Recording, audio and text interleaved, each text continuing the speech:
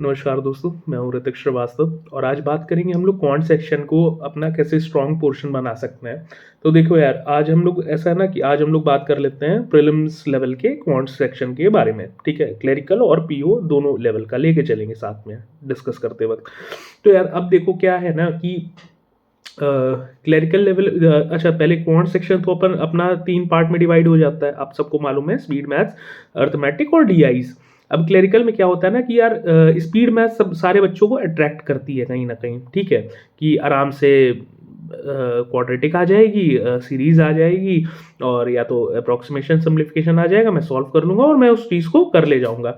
लेकिन अब क्या हो गया है ना कि पैटर्न क्लरिकल लेवल में तो मोर और लेस वही है, 12 से 15 मार्क्स के करीब का आपको स्पीड मैथ्स देखने को मिल जाता है।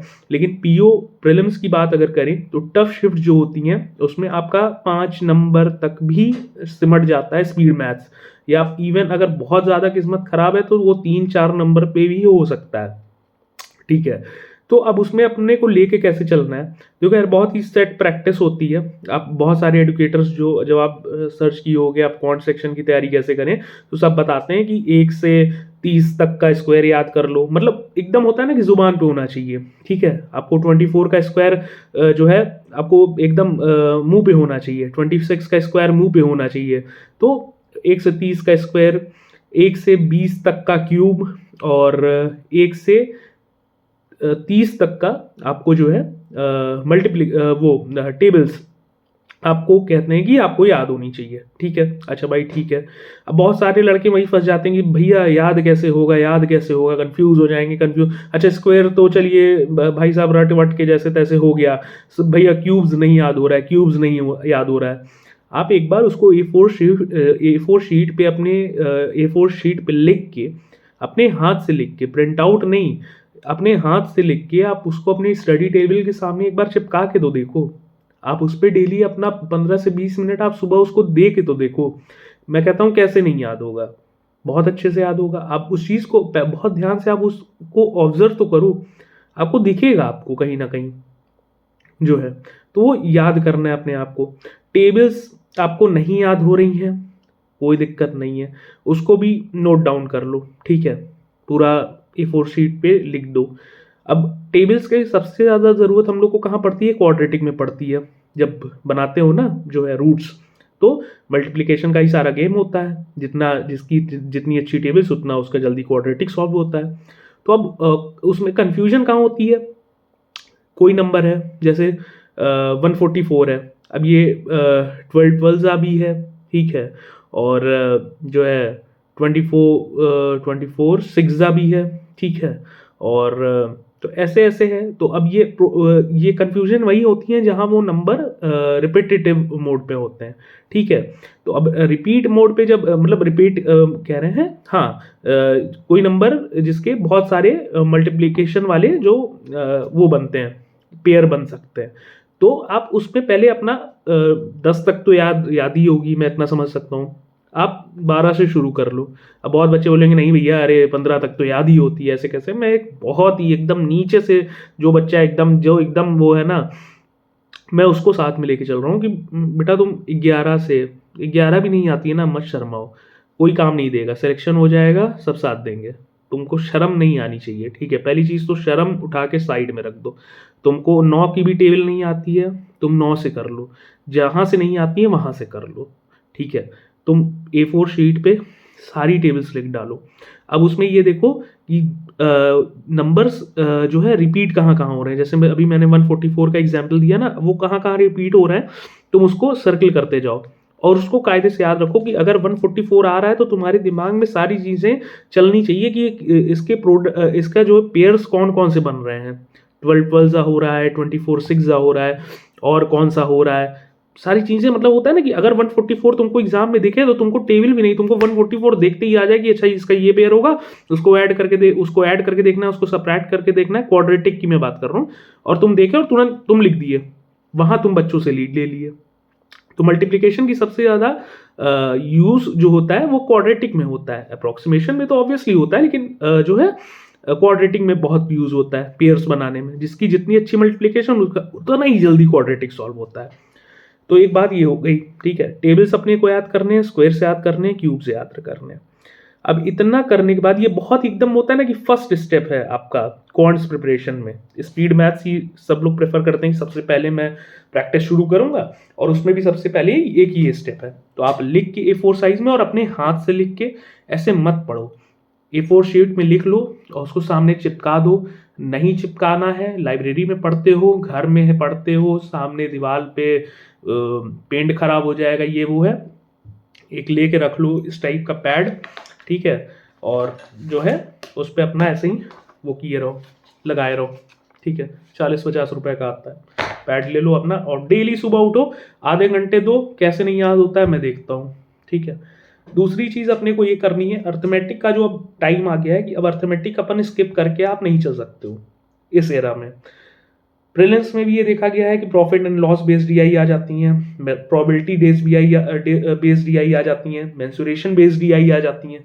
अब बच्चों की टेंडेंसी ये होती है कि भैया ना मैं जो है टाइम एंड वर्क कर लूंगा, टाइम एंड डिस्टेंस कर लूंगा, और जो है और क्या हो गया, टाइम स्पीड डिस्टेंस कर लूंगा, ये सब मेरे फेवरेट टॉपिक है, मैं ये कर लूंगा। भैया प्रॉफिट लॉस भी हो जाता है, लेकिन कुछ कुछ जो पैटर्न के क्वेश्चंस होते हैं वो मुझसे नहीं हो पाते, प्रॉफिट लॉस में उतने अच्छे से नहीं कर पाऊंगा। और क्या छोड़ दूंगा, भैया प्रोबेबिलिटी के एक क्वेश्चन आता है, क्या करें, छोड़िए हटाइए, प्रोबेबिलिटी कौन पढ़ेगा।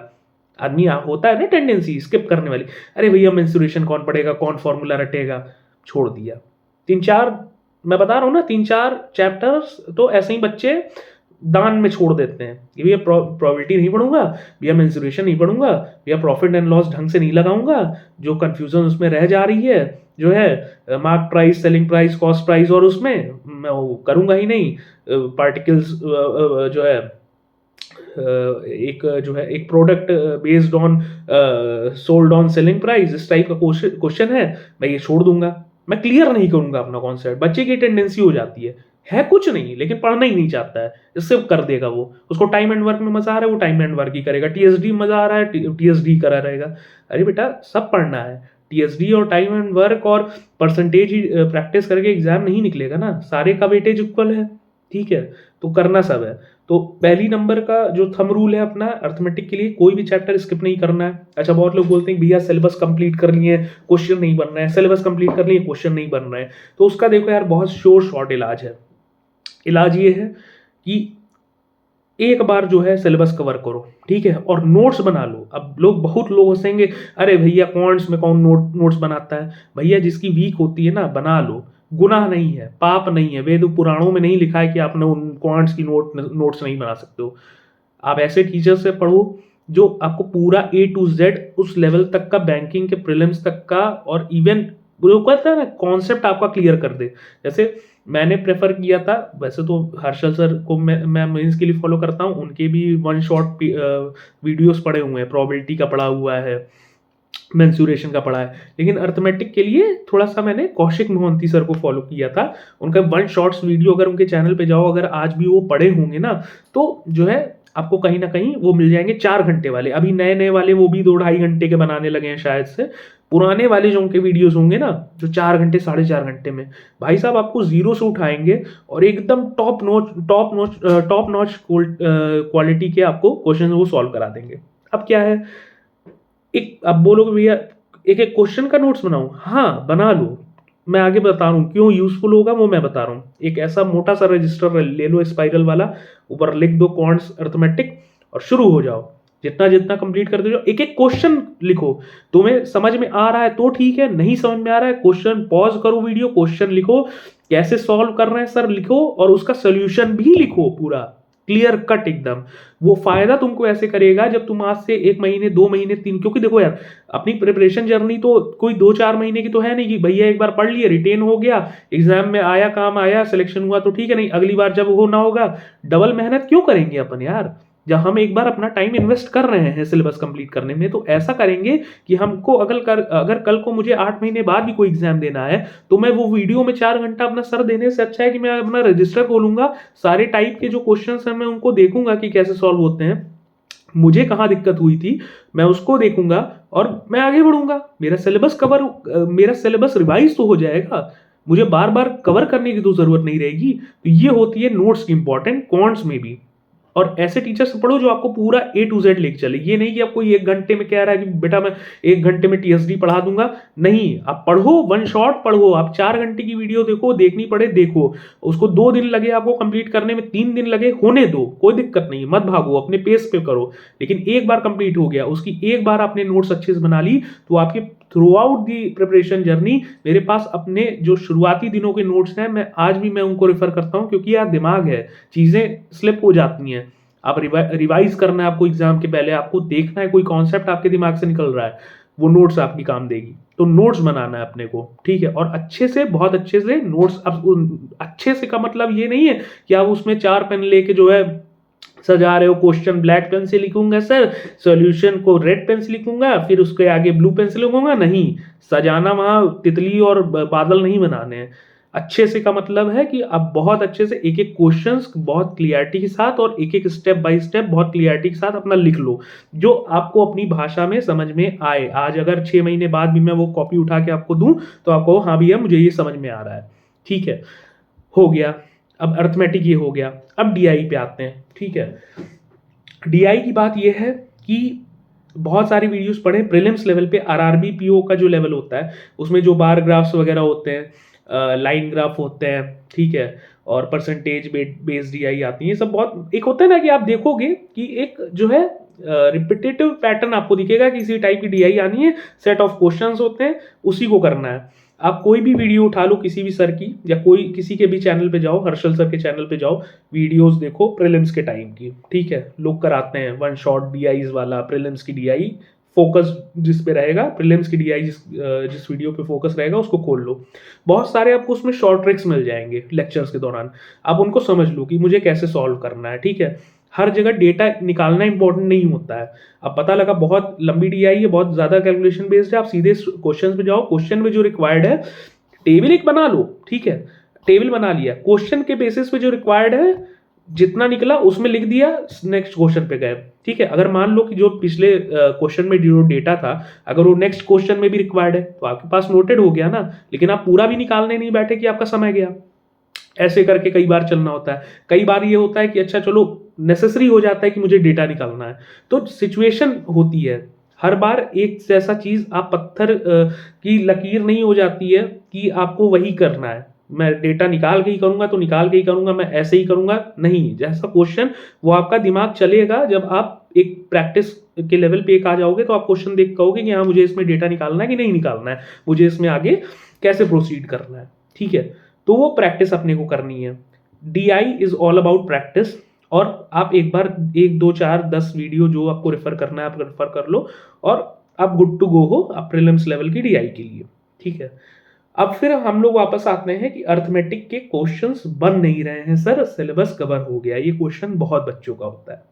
अब ये होता है ना, अब देखो, अब का जो मैं सिनेरियो आप लोग को बता दूं, पहले का सिनेरियो होता था कि बच्चे स्पीड मैथ्स और डीआई पे ज्यादा फोकस रखते थे कि मैं इतने में 20 नंबर तक निकाल लूंगा। पीओ प्रीलिम्स की बात कर रहा हूं, स्पेसिफिक, क्लरिकल की नहीं। क्लरिकल में तो आपको जितना हो सके 30 32 33 जितना आप कर सको, उसमें छोड़ने की तो गुंजाइश ही नहीं होती है। क्लरिकल लेवल की बात, पीओ लेवल की बात बता रहा हूँ कि लोग सोचते थे कि भैया 20-22 नंबर डिसेंट स्कोर है, मैं निकाल लूंगा, बाकी मैं रीजनिंग और इंग्लिश से कवर कर लूंगा। अब भाई एग्जामिनर भी तो चालाक हो रहा है ना, कैसे कंपटीशन वो कट करेगा, ऐसे ही करेगा ना। देखा कि बच्चे स्पीड मैथ्स पे बहुत रिलाई कर रहे हैं, डीआई पे बहुत रिलाई कर रहे हैं, हटा दिया उठा के, डीआई भी दे दिया arithmetic based, speed maths 5 number पे ला दिया, करो बेटा करते रहो बैठ के। तो एक टेंडेंसी होती है बच्चों की कि सॉल्व नहीं करना। प्रैक्टिस करो, पीडीएफ उठा लो, टेलीग्राम पे स्टडीफाइड वाले सर हैं, आशीष अरोड़ा सर, उनकी डेली की पीडीएफ्स आती हैं, डेली की उनकी क्वांट्स चेकलिस्ट आती हैं, फ्री ऑफ कॉस्ट उनके, मैं बता रहा हूँ कि उनके चैनल पे अवेलेबल है। पीडीएफ खोलो, बहुत सारे ब्लैंक पेजेस भी मिलते हैं, वो पीडीएफ के नंबर ऑफ पेजेस देख के मत घबरा जाना, उसमें बहुत रिपीटेटिव क्वेश्चन मिलेंगे, बड़े ब्लैंक पेजेस मिलेंगे। उठाओ, अपना काम करना है यार, फ्री ऑफ कॉस्ट हमको करना है। अब मैं थोड़ी ना कह रहा हूँ कि जाओ किसी जो है ऐप का पीडीएफ कोर्स परचेज करो 1000 रुपए का। आपको फ्री में काम करना है तो थोड़ा सा आपको बियर करना पड़ेगा ना। ब्लैंक पेजेस में लेकर, अरे हटाओ, अपना अर्थमेटिक खोलो, प्रैक्टिस करो, जो नहीं बन रहा है क्यों नहीं बन रहे हैं उसको समझो, ठीक है। तो अर्थमेटिक की प्रैक्टिस हमको 1 घंटा रोज करनी है। कोई 2 चैप्टर्स उठा लो, और वो 2 चैप्टर सिर्फ 2 दिन करो, ठीक है। तीसरे दिन 2 चैप्टर नए उठा लो, फ्रेश उठा लो। जैसे आज टाइम एंड वर्क पकड़े हो और टीएसडी पकड़े हैं, क्योंकि सेम उन लोग का एक वो होता है, जो बेस होता है, जो बेसिक होता है, उन लोग का एक सेम होता है। वो पकड़े, आज प्रैक्टिस किए, कल प्रैक्टिस किए, नंबर ऑफ क्वेश्चंस हो गए ठीक ठाक। कल परसों हम पकड़ लिए प्रॉफिट एंड लॉस और या SICI उसके साथ उठा लिए, वो कर रहे हैं 2 दिन। तो ऐसे चेंज करते करते करते करते, अब ये नहीं कि एक टाइम एंड वर्क भी लगा रहे हैं तो वही लगा रहे हैं 4 दिन और उसको छोड़ दिए तो हफ्ते भर छोड़ दिए। ऐसे हफ्ते में आप कम से कम 2-2 दिन का आप सेट बना लो तो 8 दिन में आप जो है कम से कम जो है कितना कवर कर लिए हम लोग, 8 टॉपिक कवर कर लिए। तो अर्थमेटिक पे पकड़ बनाने का यही है कि हर चैप्टर्स पे बराबर का आपका टच होना चाहिए। आप घूम रहे हो उसी के बीच में। ये ऐसा नहीं है कि सिंपल इंटरेस्ट और कंपाउंड इंटरेस्ट भैया पढ़े थे जो है 10 दिन पहले बड़े अच्छे से समझ में आ गया था, बहुत बढ़िया पढ़ा दिए थे सर, लेकिन अब जो है बहुत बढ़िया से मैंने प्रैक्टिस भी कर ली थी, अब भैया छूट गया, अब समझ नहीं आ रहा है क्या करें। तो वो चीज़ नहीं होने देनी है, टच में हमेशा बराबर बने रहना है। और नोट्स बनाने का यही फायदा होगा कि आप भूल भी जा रहे हो, आप उससे तुरंत आपको वीडियो खोल के आप उसमें टाइम नहीं वेस्ट करना पड़ेगा। ठीक है, तो ये स्ट्रैटेजी है यार। और क्लरिकल के लिए तो अगेन, अगर आप क्लरिकल भी फोकस करो, PO भी फोकस कर रहे हो, तो बहुत अच्छे से फिर सब तो करना ही पड़ेगा, क्योंकि क्लरिकल में छोड़ने की गुंजाइश तो होती ही नहीं है। ठीक है, तो ऐसे अपने को कौन सेक्शन लेके चलना है। और रही बात मेंस का कैसे करना है, बिना जो है कोई पेड कोर्स परचेज किए, उसके लिए मैं कल कर दूंगा। ठीक है, कल बता दूंगा कि कैसे उसको हम लोग को प्रोसीड करना है। और मैं ये सब ऐसा मेरा किसी को डिग्रेड करने का वो नहीं है, मुद्दा ये है यार कि हर बच्चा अफोर्ड नहीं कर सकता है। अब परचेज करने को तो यार इतनी चीज़ें हैं ना मार्केट में परचेज करने के लिए, कि फिर यार वो ऑनलाइन वाला फायदा ही खत्म हो जाएगा। जितना हम लोग ऑफलाइन में किसी ज़माने में हम लोग के सीनियर्स देते थे ना, उससे ज़्यादा बैठ जाएगा। तो और मैंने बहुत हिट एंड ट्रायल किया, ऐसा नहीं था कि अफोर्ड नहीं कर सकता था, लेकिन एक होता है ना कि अंदर से यार की गिल्ट कि आप 1 अटेम्प्ट 2 अटेम्प्ट ले रहे हो, 3 अटेम्प्ट ले रहे हो घर से, और फिर उसके बाद आप हर साल भर साल उनसे पैसा भी ले रहे हो। तो मैं इस चीज़ के लिए बड़ा वो रहता था, और इस चीज़ के लिए मैंने बड़ा जो है रिसर्च किया, और कि कहाँ से मुझे क्या मिल जाए जो मैं फ्री ऑफ कॉस्ट ले लूँ, लेकिन इससे मेरी पढ़ाई में भी ना समझौता हो, क्योंकि एट लास्ट सिलेक्शन मैटर करता है। तो ये चीज़ है। तो मैं आपको जो चीज़ें बता रहा हूँ बड़ी ट्राइड एंड टेस्टेड है यार, और उसको फॉलो करके आप देख सकते हो कि आपको फ़ायदा हो रहा है कि नहीं। मेरे लिए तो वर्क किया है। ठीक है, तो बस इतना ही रखते हैं यार आज के इस वीडियो में, और ऐसे ही चलना है अपने आप को, तीनों चीज़ें लेके। अर्थमेटिक स्किप नहीं करना है, DI डेली प्रैक्टिस करनी है। अच्छा, ड्यूरेशन बहुत बच्चे पूछते हैं कि भैया दिन में कितना घंटे किस सब्जेक्ट को दें। तो क्वांट्स के लिए मुझे लगता है कि अगर आप सुबह आधा घंटा से 40 मिनट आप स्पीड मैथ्स में दे रहे हो, इंक्लूडिंग कि जब आप स्क्वायर्स, क्यूब्स, टेबल्स रिमेंबर करके आप 10 तो अप्रोक्सीमेशन सॉल्व कर ले रहे हो, 10 क्वाड्रेटिक सॉल्व कर रहे हो, 40 मिनट्स बहुत सफिशियंट है अपने आप में। 40 to 45 मिनट्स डिपेंड ऑन कि आप किस लेवल का सॉल्व कर रहे हो। उसके बाद आप जो है 1.5 घंटा जो है आप दे दो अपना अर्थमेटिक के लिए, अगर आप शुरुआती दौर में हो। उसको फिर बाद में हम लोग 1 घंटा कट कर देंगे, और DI को भी आप एटलीस्ट 1 घंटा दे दो। तो कितना हो गया, 1.5 और 2.5 और 45, लगभग 3-3.25 घंटे आप शुरुआती दौर में हो तो आप दो। और जैसे जैसे आप लोग अपना सिलेबस कवर कर लोगे, जैसे जैसे आपकी कमांड होने लगेगी, वैसे वो ड्यूरेशन कम होगा। और अगर 3.25 घंटे आप क्वांट्स में दे रहे हो, तो मैं बता रहा हूँ कि ऐसा सब्जेक्ट है कि आपका जो मेहनत होती है ना, उसको आपको पूरा का पूरा आपको 100% रिटर्न मिलेगा। ये मेरी बात नोट कर लेना। बहुत जो बच्चे भागते हैं ना क्वांट्स में, आप रीजनिंग में भाई मेरे, आप पजल घर पे बना रहे हो, आपके 20-25 नंबर आ रहे हैं ना, 28 नंबर आ रहे हैं BO प्रीलिम्स के उसमें मॉक में, आप नहीं जान रहे हो कि आप कल को प्रीलिम्स देने जाओगे, और एक जो है वहां अटक गए ना, एक जो है ब्लड रिलेशन में भी, तो आपका पूरा पेपर, आपका मॉक के स्कोर 28 से आपको 12-14 पे गिरा सकता है। आपका इंग्लिश में तो एक्यूरेसी का ही खेल होता है, बच्चों को पता ही नहीं होता है कि एक्यूरेसी हमारी कितनी है। लेकिन क्वांट्स ऐसा सब्जेक्ट है कि अगर आपने इस पे कमांड अपनी कर ली बहुत अच्छे से, आपने इसको अपना टाइम अगर दिया 3 घंटे दिन का भी, तो ये समझ लो कि आप जितना आप टेस्ट सीरीज में कर रहे हो ना, और अगर मोर और लेस उसी लेवल का पेपर आ गया, बहुत अब अनएक्सपेक्टेड एकदम उठा के जो है हिस्टोरिकल पेपर दे दिया, तो ऑब्वियसली उसमें भी आपको एक्यूरेसी रहेगी, तो आपको नॉर्मलाइजेशन का बेनिफिट मिलेगा, लेकिन एट लास्ट वो आपको पे बैक करेगा, ये मेरी गारंटी है। इसलिए क्वांट्स को नेग्लेक्ट मत करो, भागो मत क्वांट से। बेसिक्स नहीं क्लियर है, कवर करो यार। तुम्हारे पास फोन है, तुम्हारे पास लैपटॉप है, तुमको कोई ऑनलाइन तुम अगर सर्च कर लोगे कोई बड़ी बेसिक सी चीज, एलसीएम सर्च कर लोगे, एचसीएफ कैसे निकालते हैं सर्च कर लोगे, तो कोई आप पे हंसने थोड़ी ना वाला है यार। आप देख रहे हो क्या, मैं आपके सर्च बार में थोड़ी ना घुस के देख रहा हूँ कि आप क्या सर्च कर रहे हो। मुद्दा ये है कि जो चीज कमी है अपने अंदर, वो चीज खत्म होनी चाहिए, वो कैरी फॉरवर्ड ना हो। ठीक है, आप नहीं जान रहे हो कि जो कल के टॉपर थे, आज के टॉपर हैं, वो कल को उनको क्या क्या दिक्कतें थी। तो इसलिए अपने आप की अपनी वीकनेस को एनालाइज करो और उसको ख़त्म करो, बस यही एक सोल्यूशन है और कुछ भी नहीं है। ठीक है, चलिए ऑल द बेस्ट गाइस, और अच्छे से प्रिपेयर करिए। SBI PO प्रीलिम्स और SBI क्लरिकल प्रीलिम्स आ गए हैं, और फिर मिलते हैं। और मेंस के लिए मैं बता दूंगा कैसे फ्री ऑफ कॉस्ट आप कहाँ कहाँ से कर सकते हो। थोड़ी सी दिक्कत हो जाएगी क्योंकि हर्षल सर का बड़ा सारा कंटेंट था जो है अनअकैडमी के टाइम पे वो अपने ये लर्निंग कैप्सूल्स पे डाला करते थे, तो वो सब कवर कर लिया था। अब थोड़ा सा वो भी थोड़ा सा यार, ऑब्वियसली ये जब अपना प्लेटफॉर्म लॉन्च हो जाता है तो लोग थोड़ा सा तो अपना भी वो देखेंगे ना यार, लेकिन फिर भी मैं ये कहूँगा कि बहुत अच्छा कंटेंट वो देते हैं।